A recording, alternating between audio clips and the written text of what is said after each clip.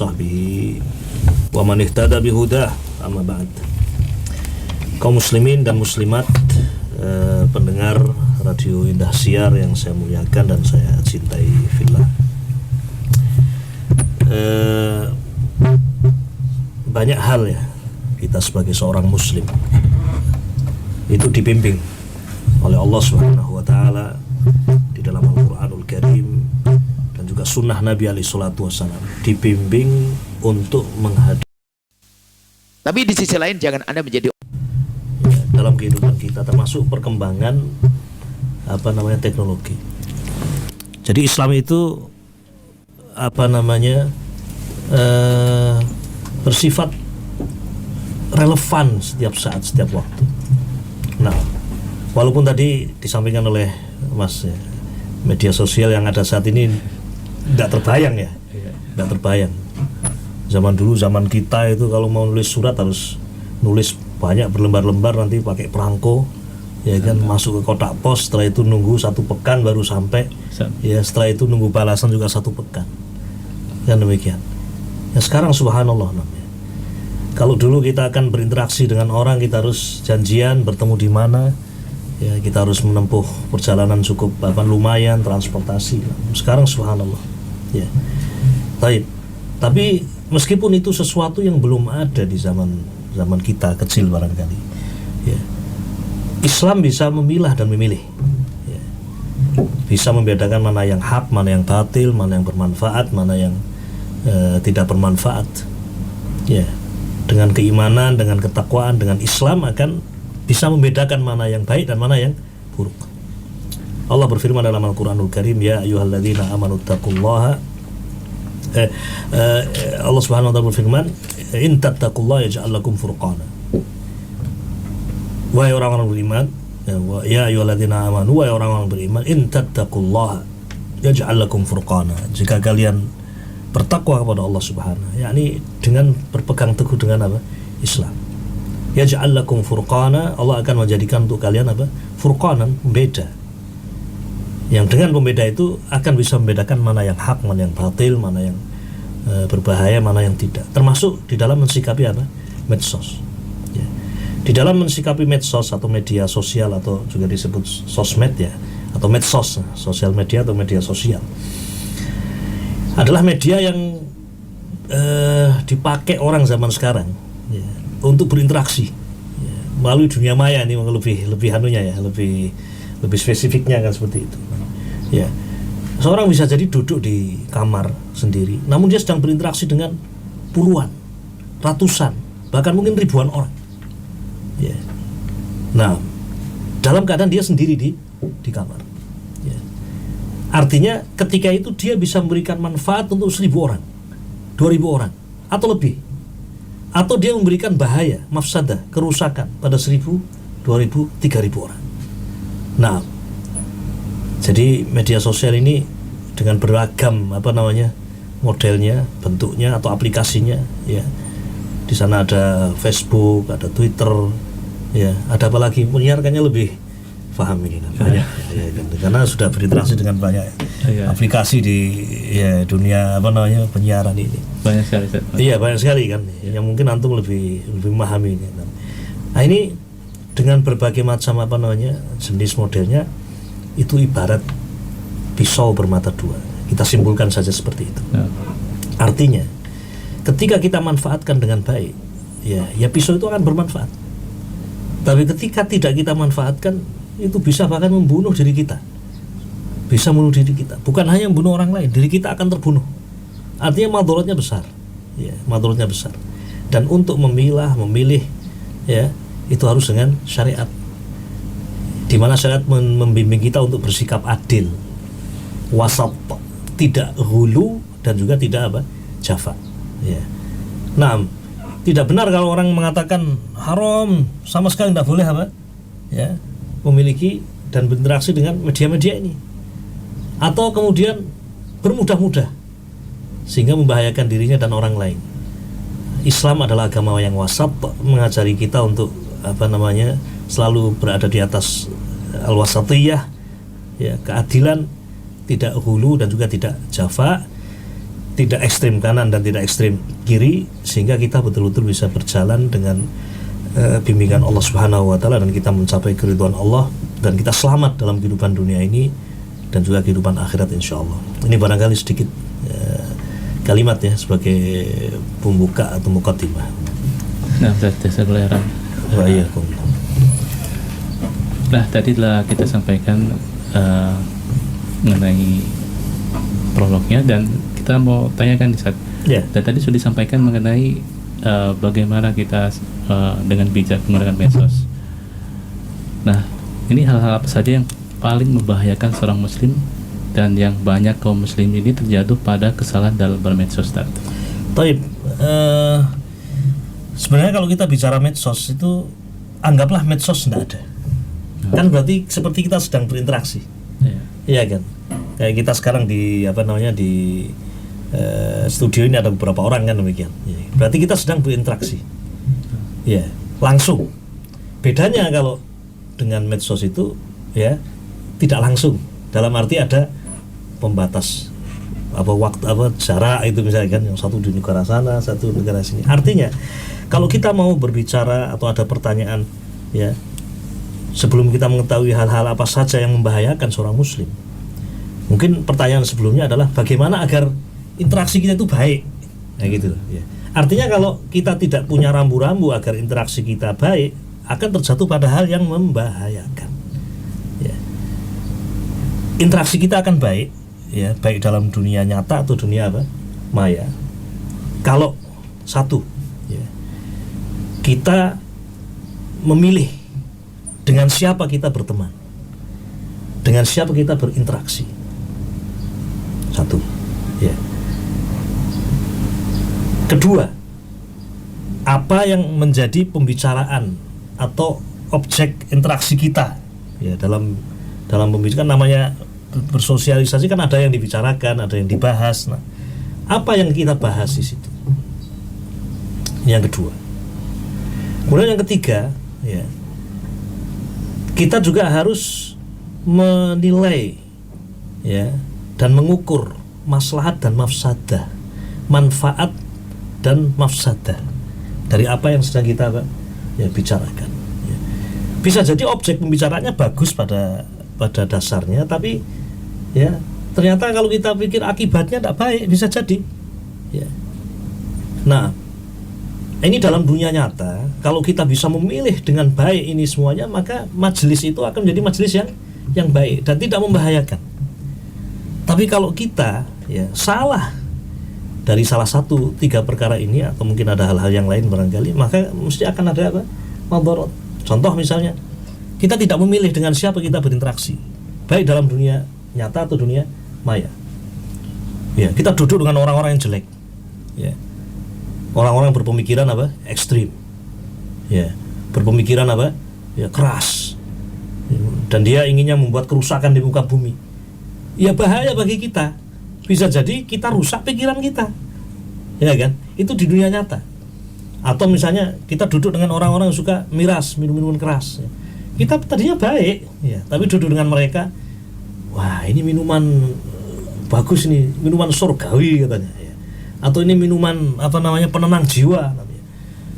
Bahasanya memang indah kan demikian. Lama-lama gelasnya bagus, botolnya zen ya kan. Akhirnya dia coba cicipi, enak kan gitu. Akhirnya terbawa. Akibat dari kita tidak memilih teman duduk yang baik. Dan ini sesungguhnya Nabi SAW telah bersabda dalam hadis Nabi SAW, "Mathalu al-jalis as-salih wal jalis as-su' kamathali hamilil misk atau kahamil misk wa nafikhil kir." Perumpamaan teman duduk yang baik dan teman duduk yang jelek ibarat seorang berteman dengan seorang yang menjual minyak wangi, atau berteman dengan seorang pandai besi ya, yang membakar besi dengan api yang besar ya. Saya tanya pada antum ini, Abu siapa? Abu Yakub Abu Yakub, saya tanya pada antum kembali, jangan hanya penyiar saja yang tanya kan. Kita boleh kalau bertanya kepada penyiar ya kan. Ya gampang aja. Iya, apa kan? Ya gampang aja ya. Jadi gini pertanyaannya. Hadis ini ya, ini khusus untuk dunia nyata saja atau masuk dalam dunia maya? Nah ini penting ini. Jadi Menurut dua-duanya, antum Ustaz. nih dua-duanya. Dua-duanya, Wa jazakallahu khairan asabta. Benar ini jawaban. Sabda Nabi ini ya jangan kemudian dikatakan ini hanya untuk dunia apa? Nyata, dunia maya. Islam itu ya kaidah-kaidahnya itu terus berlaku sampai hari kiamat. Ya. Ya sama saja kita berarti duduk dengan orang-orang yang tidak baik walaupun itu melalui apa? Media sosial. Ya. Nah, wabillahi taufik. Karena ini orang tidak baik, akhirnya gambar-gambar yang dikirim adalah gambar-gambar jelek. Oh, ya kan. Video-video jelek. Ya. Kemudian berita-berita jelek, isu-isu negatif, hoax dan seterusnya. Karena teman duduk kita, teman berinteraksi dalam dunia sosial adalah orang-orang yang jelek. Maka ini yang pertama, ya, pilih teman-teman yang baik. Kan demikian, ya. Harus disaring. Kemudian yang kedua, ya, apa yang akan dibicarakan? Kalau pembicaraannya baik, ya kan, berisi dakwah, memang itu adalah Alkitab wa Sunnah. Akibatnya juga apa namanya? Dia sudah pikirkan. Ya. Karena bisa jadi itu adalah Al-Quran dan Sunnah, tapi tidak tepat penggunaannya di situ. Misal, ya, membicarakan kejelekan penguasa pemerintah. Ya. Kalau dia dikatakan, loh kamu kok berbicara itu? Ini kan amar ma'ruf nahi mungkar. Betul. Yang kamu katakan tidak salah, penguasa itu punya salah, ya kan? Tapi ketika itu sudah dimedsoskan, semua orang membaca, semua orang melihat, ya, semua orang memberikan komentar. Apa yang muncul? Kebencian pada penguasa, ya kan? Kedengkian kepada mereka, akhirnya menggerakkan apa namanya emosional mereka, bahkan mungkin akan terjadi demonstrasi, terjadi ini itu dan seterusnya, kerusakan di muka bumi. Nah ini yang saya maksud yang ketiga, mengukur dan melihat maslahat dan apa mafsadah. Ya, ada perkara-perkara yang benar, tapi itu semestinya bukan dikonsumsi untuk konsumsi umum, urusan pribadi, urusan keluarga. Ya, makanya dunia artis ini luar biasa, urusan pribadi disebarluaskan, menjadi bahan ghibah, bahan apa namanya gosip, bahan rusak masyarakat ini. Nah dari sini kita masuk pada pertanyaan yang kedua tadi. Ya. Hal-hal apa saja yang paling membahayakan seorang muslim? Ya mungkin bisa diperkirakan. Ya. Tingkatan bahaya itu tergantung dari sebesar apa batasan-batasan itu dilanggar. Ya. Dengan siapa seorang itu duduk berinteraksi. Kalau dia berinteraksi dengan orang-orang yang ahlu syirik, mengajarkan kesyirikan, dia akan terjatuh kepada kejelekan yang paling besar dalam kehidupan manusia, itu syirik kepada Allah Subhanahu. Kalau itu adalah kemaksiatan, maka dia akan terjatuh kepada apa? Kemaksiatan. Ya. Dosa besar, dia akan terjadi dosa besar. Nah, bisa jadi itu sesuatu yang mengeluarkan dari Islam, menghina Nabi alaihi salatu wasallam, menghina Allah, menghina Al-Quranul Karim, ya, luar biasa di situ. Jadi bahayanya besar sekali, bisa merusak akidah seseorang, bahkan bisa mengeluarkan dari apa? Islam, ya, bisa menjadikan seorang fasik, bisa menjadi seorang merusak, ya. Nah, dan mungkin ya sekarang diantara yang terjadi itu banyak orang-orang yang akhirnya sampai hilang akal, gangguan apa? Jiwa. Nah, di sini saya mungkin ingin sedikit bercerita ini. Minta cerita bukan bercerita. Ini ada teman saya ini namanya Pak Edi nih, Pak Edi Abu Kasyah. Iya, boleh. Mungkin cerita sedikit. Iya, cerita sedikit. Artinya beliau mungkin ada pengalaman di rumah sakit. Iya, karena beliau kan pasien. kadang melihat masuk ke rumah sakit atau ke bangsal jiwa, ya kan. Nah, ini cerita-cerita ini kan yang dilihat langsung. Kalau saya kan mungkin ya hanya dengar cerita, ya kan. Kita lihat pada orang yang pernah melihat, menyaksikan, ya, atau mungkin memegang orang gila kan gitu kan. Nah ini mungkin monggo Pak Edi diceritakan mungkin sedikit lah, ya, khusus terutama terkait masalah ini, masalah gangguan jiwa karena ya kebablasan dalam medsos atau ini mungkin lebih spesifik begitu Pak Edi. Mohon maaf ya Pak Edi. Padahal yang diceritakan yang tidak enak ya Ustaz ya. Iya betul nih.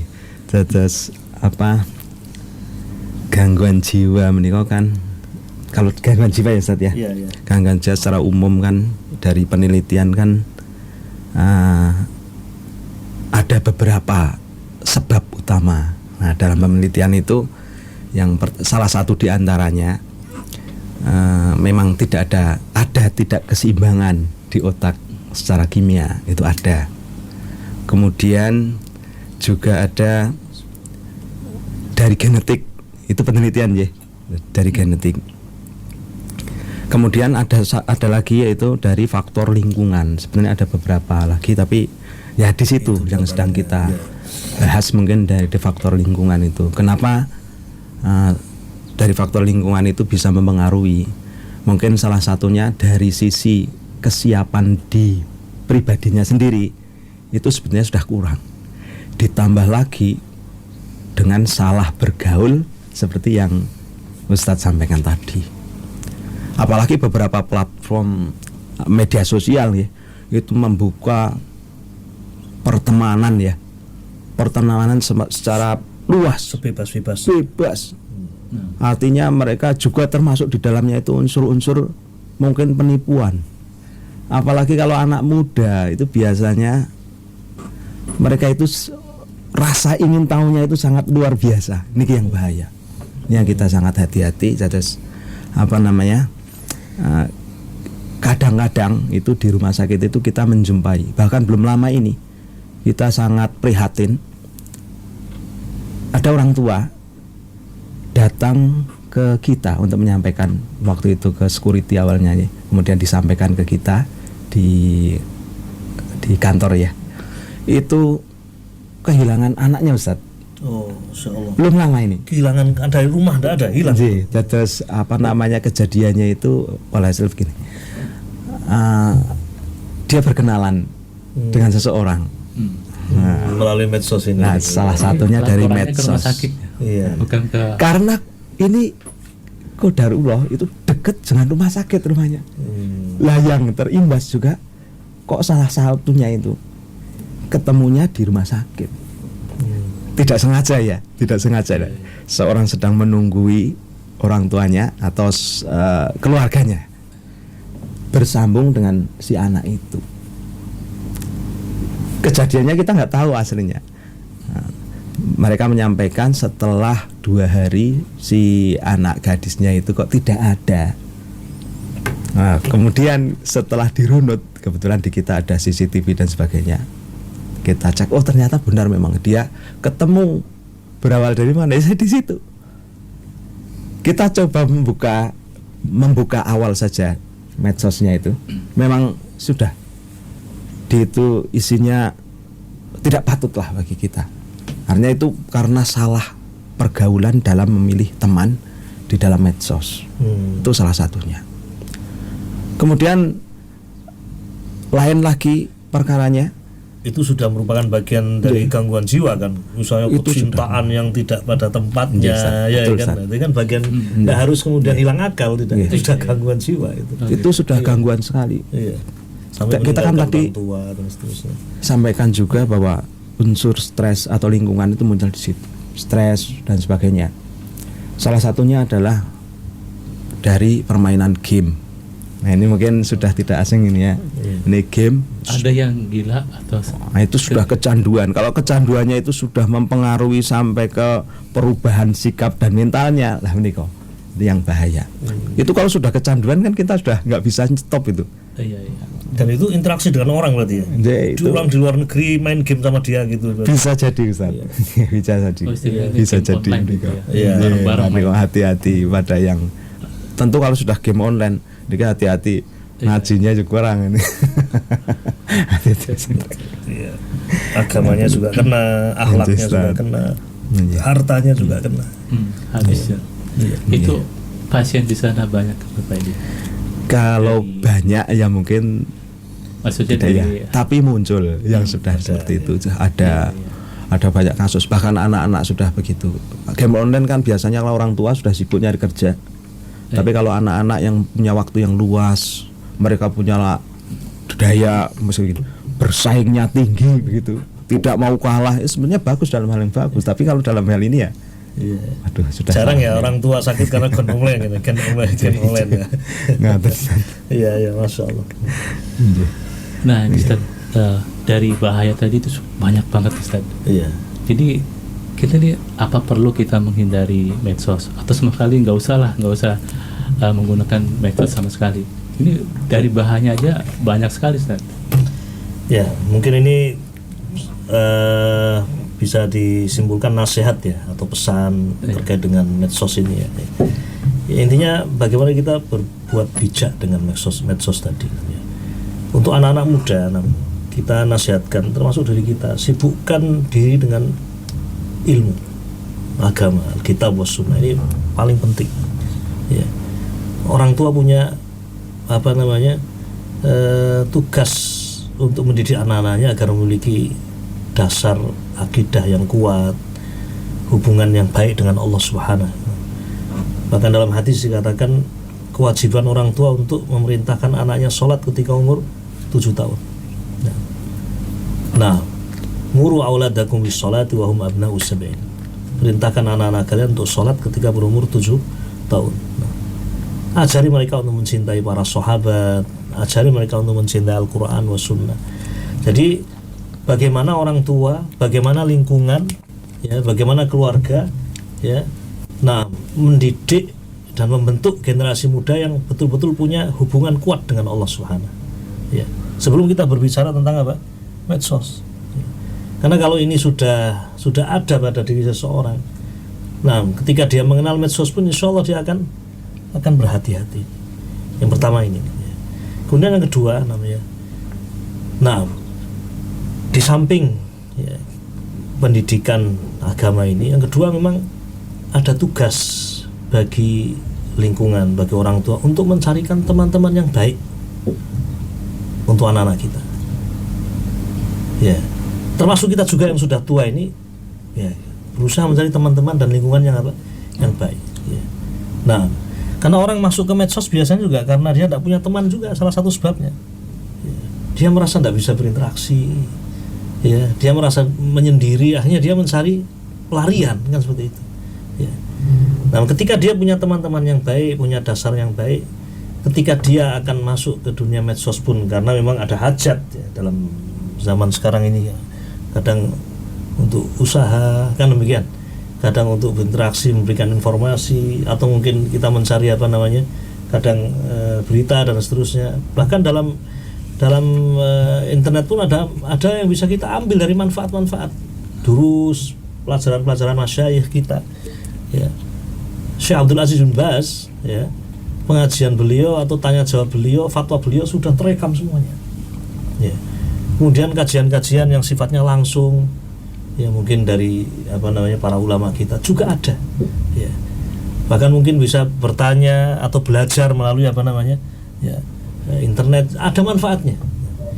Intinya bagaimana kita berbuat bijak, bersikap bijak. Nah, ada bahaya di situ.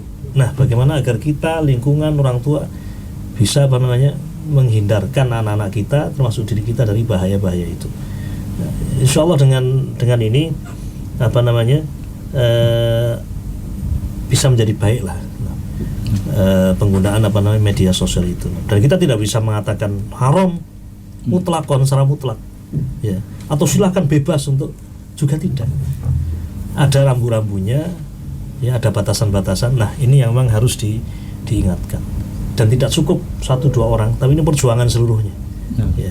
Pemerintah punya peran besar juga di sini ya, untuk menutup atau untuk membatasi hal-hal yang negatif ya, punya peran besar juga. Para asatidzah, para ulama, untuk memberikan nasihat-nasihat melalui khutbah-khutbah Jumat ya, melalui buletin-buletin, melalui majalah, melalui pengajian-pengajian tentang bahayanya ya, medsos itu ada bahaya yang harus diingatkan ya. Juga teman-teman yang baik yang selalu mendukung lingkungan yang baik, insya Allah ya, akan terwujudlah sesuatu yang bermanfaat, dan akan semakin sedikit madharat, bahaya dari media sosial. Wallahu a'lam. Ya. Ya, tadi mengenai bahaya-bahaya medsos nih, Ustaz. Ya. Ini bahaya, ada nggak bahaya medsos bagi rumah tangga atau bagi yang belum menikah atau bagi yang sudah menikah? Oh ya, banyak sekali. Ada juga ini medsos ini bisa menyebabkan kematian. Ya, tadi kalau gilanya terlalu berat diceritakan tadi ya kan, bahaya ya Bahaya kan. sekali. Bisa seorang istri meninggalkan suaminya karena apa? Medsos. Karena medsos. Ya, atau seorang suami kemudian berbuat tidak baik meninggalkan istrinya, anak-anaknya karena medsos. Ya. Nafkah yang seharusnya diberikan untuk keluarga, untuk anak-anak habis digunakan untuk judi online. Banyak sekali. Ya, misal seperti itu. Iya, sangat banyak. Jadi kalau kita bicara ini luar biasa. Waktu tidak cukup. Sementara waktu kan terbatas ya kan. Nah, ini begitu. Berarti kalau gitu kita beralih ke pertanyaan selanjutnya, Ustaz. Iya, khair insyaallah. Jadi, apa hukum berdakwah dengan menjelaskan ilmu, membantah kesesatan di medsos seperti Facebook, Instagram, atau Twitter, yang mana di sana ini banyak sekali perdebatan. Dan sisi lain ini banyak juga yang mencari kebenaran. Juga antusias kaum muslimin dalam membaca faedah juga ini relatif besar, Ustaz. Ya. Berdakwah dengan wasail, dengan wasilah-wasilah itu sangat banyak ya, wasilah-wasilah yang mubahah yang diperbolehkan. Bisa melalui surat, ya, bisa melalui radio, baik itu streaming atau mungkin FM, ya, bisa secara langsung bertemu. Nah, termasuk dengan medsos pun juga bisa digunakan sebagai media apa? Dakwah. Nah, kita melihat masyayikh kita juga ya menggunakan Instagram dan seterusnya. Tetapi memang harus betul-betul diperhatikan ya. Perhatikan ya bisa semua sebenarnya, kalau apakah dengan Facebook, Instagram, Twitter atau yang lain ya. Ya, atau mungkin dengan ya mungkin saya banyak yang tidak tahu kan seperti ya. Harus dilihat dengan kaidah syariat ya. Ya. Intinya la ghulu wala jafa. Tidak terlalu tidak ekstrim kanan juga tidak ekstrim kiri. Dan harus betul-betul ingat ya. Di dalam dakwah itu harus ada hikmah. Di antara hikmah adalah meletakkan segala sesuatu pada tempatnya. Ya. Ada sesuatu yang sifatnya itu adalah khusus, privasi, ya kan. Seperti tadi misalnya nasihat untuk pemerintah semestinya ya tidak dengan media sosial yang semua orang bisa menyaksikan. Ini sekedar contoh saja, ya. Tapi kata Nabi alaihi salatu wasallam, siapa yang memiliki nasihat untuk penguasa, ambillah tangannya, falyakhudh biyadihi, ambil tangannya, wal yakhlu bih, kemudian berdua dengan dia, empat mata, kasih nasihat, ya. Tapi kalau dengan media sosial ya ini tidak pas ya, orang semua akan membaca, akan melihat ya. Mungkin ini cukup panjang ya, karena pembicaranya harus betul-betul melihat maslahat mafsadah masing-masing media ini ya. Dan butuh ketakwaan betul bagi pengelolanya ya. Dan yang semisal, Allahu a'lam ya. Ya, terakhir boleh Ustaz? Iya. Terakhir. Apa nasihat dan pesan-pesan Ustaz terkait bahaya medsos ini? Ya tadi nasihatnya ya, kembalikan segala sesuatu dengan bimbingan Islam ya. Tadi nasihat untuk pribadi, untuk lingkungan ya kan, untuk para duat, untuk penguasa, pemerintah ya. Tapi pemerintah punya kewajiban untuk bagaimana medsos ini bisa terarah. Para dai, para ulama juga demikian. Keluarga, ayah, ibu, masyarakat juga demikian. Artinya tidak bisa dihadapi sendiri. Ya, bahaya medsos itu. Ya. Pihak-pihak kepolisian pun juga penting ya, judi-judi online apa ini kan. Ya, pemerintah dalam hal ini punya tangan untuk bisa untuk bisa mencegah ya. Tapi kita kan tidak tahu apa-apa kan. Teknologi ini kita tidak ngerti. Ya. Artinya intinya pesan saya pribadi ya terkait bahaya medsos, mari kita minta tolong pada Allah bersama-sama ya. Semua elemen masyarakat untuk bisa betul-betul mensikapi medsos dengan bijak ya, sesuai dengan kaidah-kaidah dan koridor syar'i. Semoga dengan itu ya akan menjadi sebab kebaikan untuk kita semuanya. Wallahu a'lam bishawab. Ini barangkali yang bisa saya sampaikan ini. Semoga Pak Edi. Pak Edi. Tapi Ustaz dan Pak Edi atas kehadirannya di studio, Masya Allah faedah-faedahnya di pagi ini banyak sekali. Mudah-mudahan bermanfaat bagi kita semua. Ya, sebatas obrolan pagi, semoga bermanfaat. Ya, barakallahu fiik. Ya, demikianlah saudara kaum muslimin dimanapun Anda berada, alhamdulillah bincang-bincang berfaedah bersama asatidzah telah kita dengarkan. Semoga bermanfaat ya, terutama bagi kita dalam menggunakan media sosial yang ada. Akhir kata, wassallallahu ala nabiyyina Muhammadin wa ala alihi wa ashabihi wa sallama tasliman katsira. Subhanakallahumma wa bihamdik asyhadu an la ilaha illa anta astaghfiruka wa atubu ilaik. Wassalamualaikum warahmatullahi wabarakatuh. Waalaikumsalam warahmatullahi wabarakatuh.